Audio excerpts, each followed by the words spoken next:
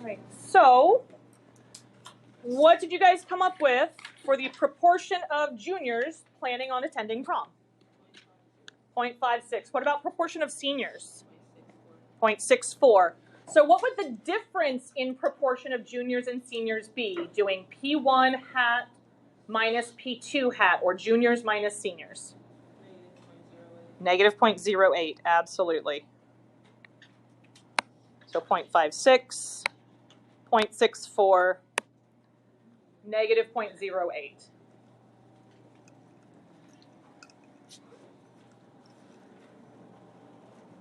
Your notes at this point don't have this piece. They've left this out, but I do want to give you an example of what our parameter would look like for this. So in the state, we have to give the parameter and we have to give the confidence level. What confidence level are we looking at? 95%, 0.95. So my parameter is not P, because I have two different P values, or I have two P hats. My parameter is P1 minus P2. And P1 minus P2 would be the true difference in proportion of juniors and seniors planning on attending prom. And then the other thing that I have to do when we have two samples like this, when I'm doing subtraction with the difference, I have to give the direction that I'm doing. Which one minus which other one. So juniors minus seniors. I would not want to say P1 minus P2 because I already said that over here. And that doesn't tie my context to it. Remember, my explanation over here is my context for my parameter.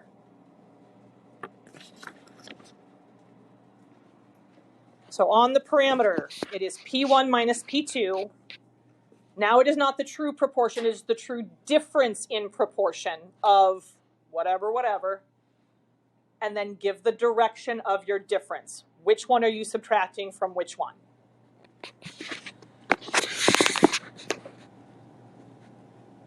Would this be a one sample Z interval for P? No. What do you think would be different?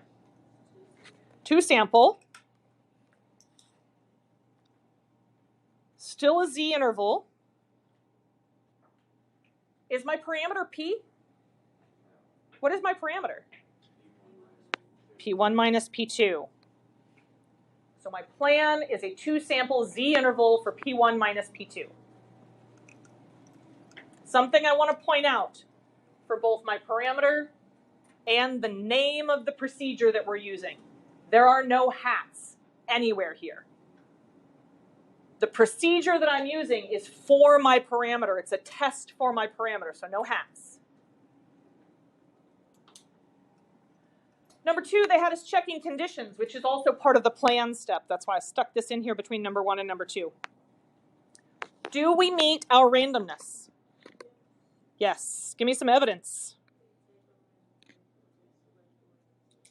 Yep.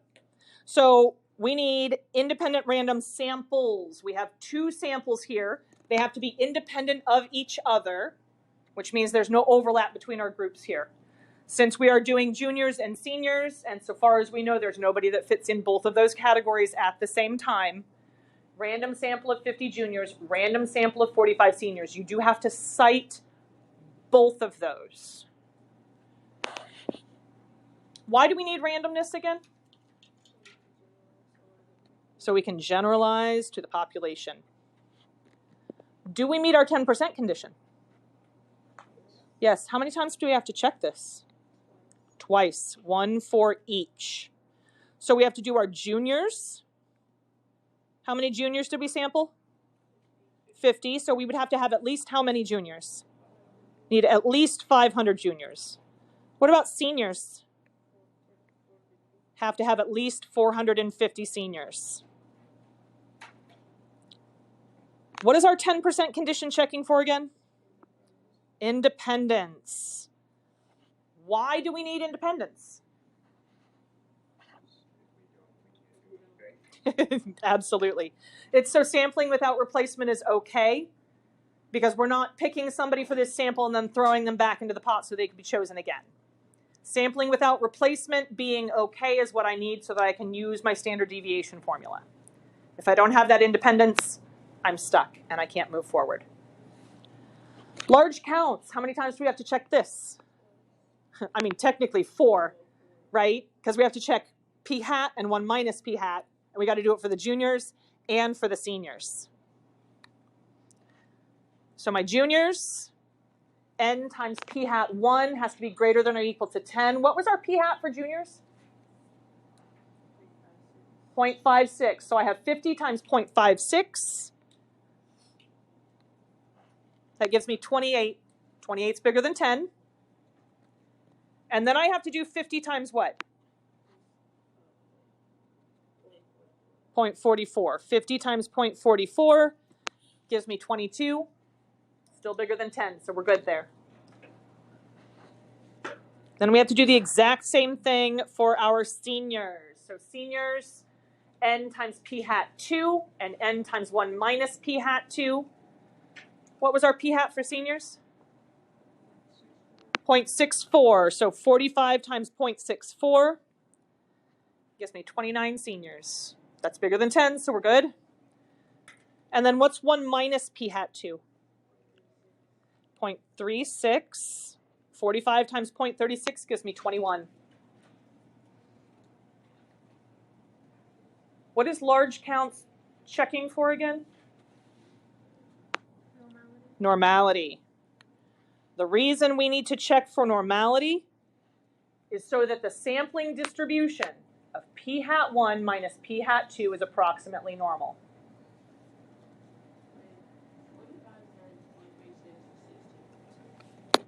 Did I do that wrong? It's very possible I did that wrong. 0.64, or sorry, not 0.64, 0.36 times 45. You're right, 16.2. I wrote the wrong number. I apologize. Thank you for catching that.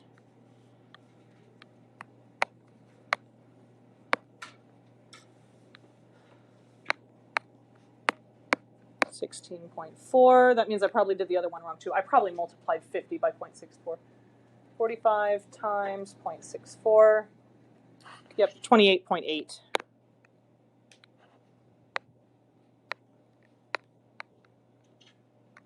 Still bigger than 10.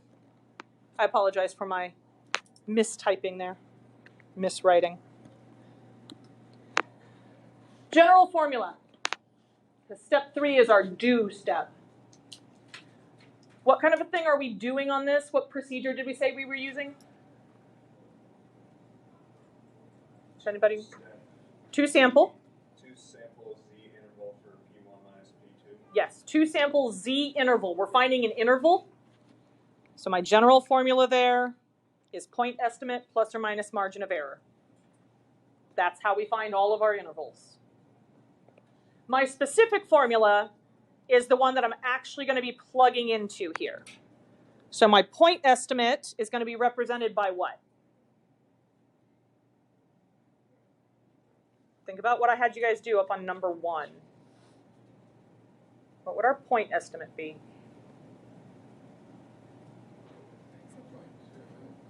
Negative 0.08, p hat 1 minus p hat 2. Plus or minus margin of error. We're doing a Z interval, so do I still need Z star? Yes, I'm still going to need my critical value. For my margin of error, this is where that standard deviation formula comes in. But I have 2 samples now, not 1 sample. How do we do standard deviation for 2 samples? Does anybody remember? This has to do with combining random variables. If we subtract 2 random variables, how do we calculate that standard deviation? We add the 2 standard deviations underneath the radical. So we're technically adding the variances here. So p hat 1 times 1 minus p hat 1 over n1 plus p hat 2 times 1 minus p hat 2 over n2, and then square root that whole thing. So we are adding the variances and then square rooting to get the standard deviation for our difference.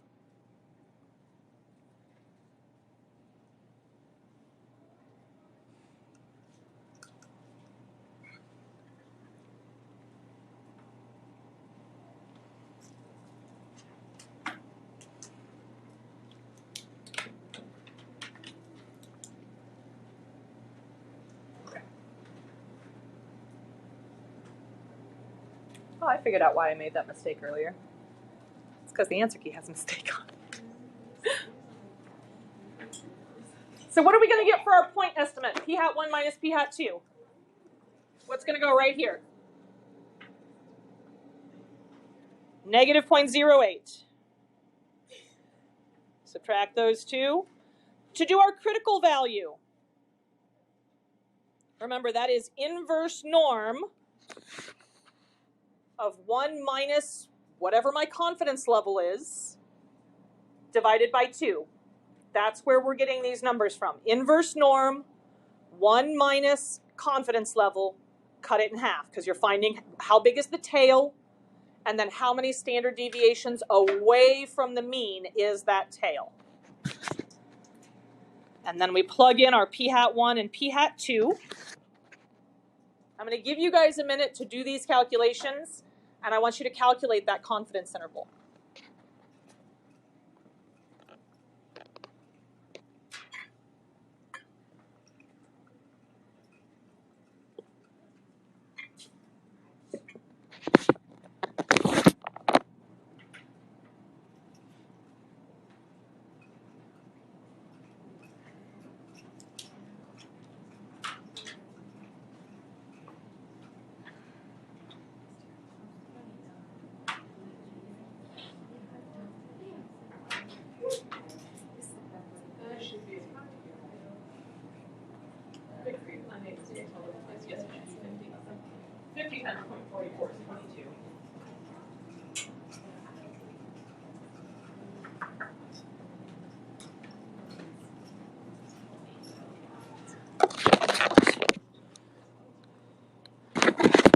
Today I found another mistake up here when I was doing large counts. N for my juniors should be 50. I accidentally wrote down 45. I had the right value that it was 22. I apologize.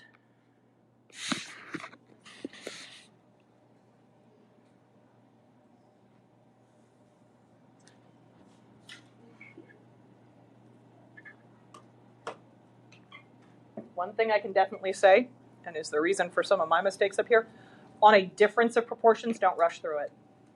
I rushed through it and made mistakes. Simple, easy, stupid mistakes, but I made mistakes. Go through a difference in proportions slowly and carefully.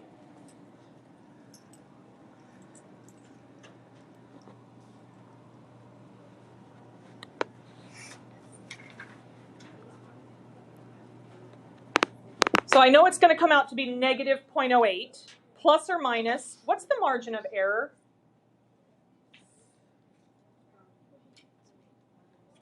.196, or I think I rounded it to 0.2. 0.196 is fine.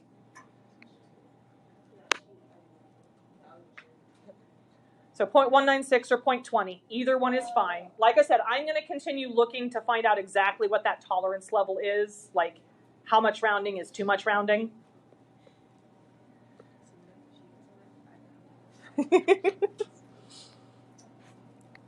For the most part, here's how I do it. When I'm doing the lessons as a class, I tend to round more generously so that we can go through it a little bit faster. And on the homework, I usually take my time a little bit more. So I got a confidence interval of negative 0.28 to 0.12. If your confidence interval is in that ballpark, you are good. I'm going to pop that a little higher on the screen.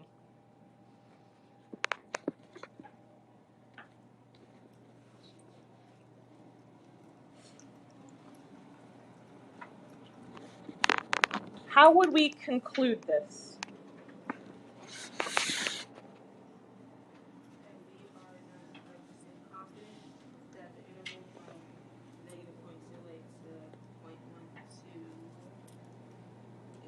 Captures the true proportion of, captures the true difference of proportion of high school juniors and seniors. Yes. Now the only other thing that I would add here is I would once again give my direction, because I said difference in proportions, and so I'm going to give the direction that I'm doing that difference in.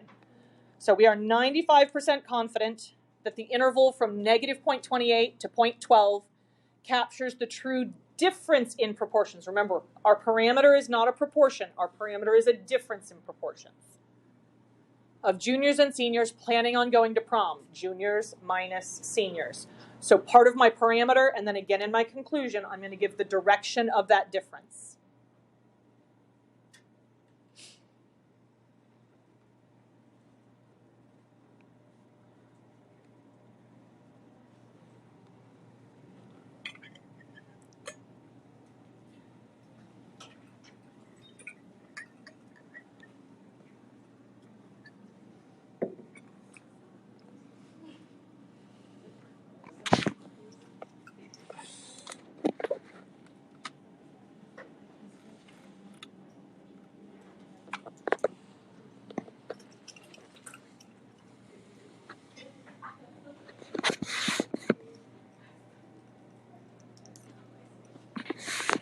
Question about what a confidence interval is representing.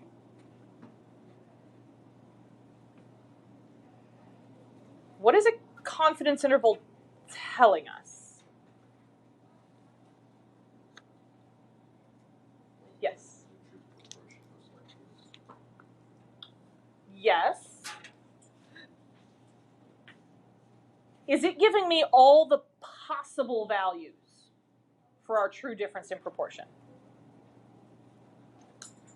Does a confidence interval always grab that true proportion or true difference in proportions? No. If we do it many times, since we did a 95% confidence interval, 95% of our confidence intervals would grab the true difference in proportions. A confidence interval isn't giving me all possible, it's giving me all plausible values for that difference in proportion. So is it plausible, is it reasonable for us to say that the true difference in proportion is negative 0.30? Would that be plausible? Would that be reasonable? Negative 0.30. No. What about 0.20? What's wrong with both of those? They're outside of our interval. What about 0? Is that a plausible value for the difference in proportion? What would a true difference in proportion of 0 mean in the context of our problem? What'd you say? Yes, and I think I heard something similar over here. They're just as likely. The juniors are just as likely as the seniors. They're not less likely. They're not more likely. They're just as likely, because when I took the true proportion and subtracted it, I got 0. That's what it would mean if the true proportion was 0, or true difference in proportion. So I want to know whether or not this interval right here provides convincing evidence. That means it's definitely reasonable, plausible to make this assumption, that juniors have a lower proportion of planning on going to prom. Or is it plausible that there's no difference between the two classes? What do you think? It's one or the other. Either we could conclude that the juniors have a lower proportion of planning on going to prom, or we could conclude that it's possible, not just possible, plausible, it's reasonable to say that there could be no difference in this proportion.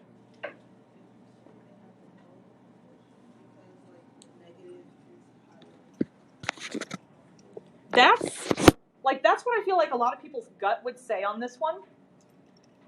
But when I want to read this interval, because 0 is contained in that interval, and that is a plausible, that is a reasonable possible value for P1 minus P2, I don't know.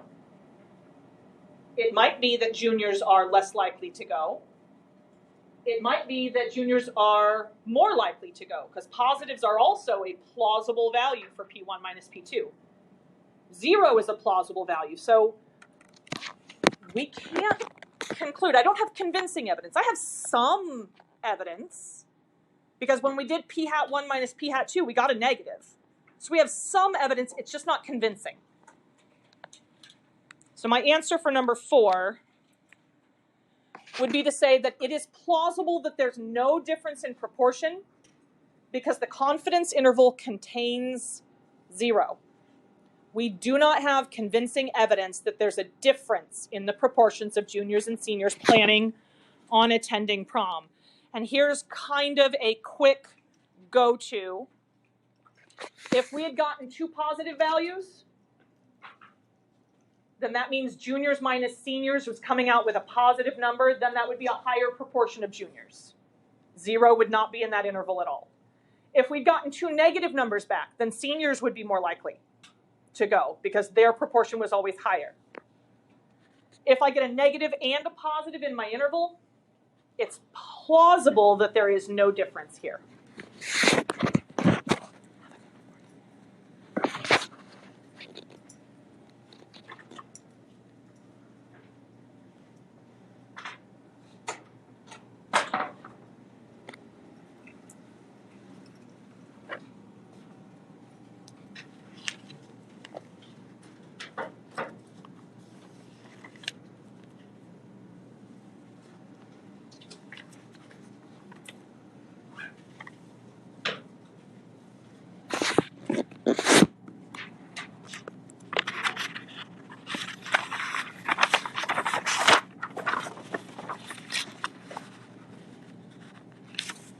We are going to start class tomorrow with the check your understanding, but I want to look at those important ideas real quick together right before the bell.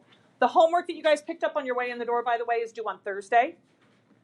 Tomorrow we're going to do the check your understanding, and then you guys will have the remainder of the class time after that to work on the homework or to work on the test review, which I will pass out tomorrow.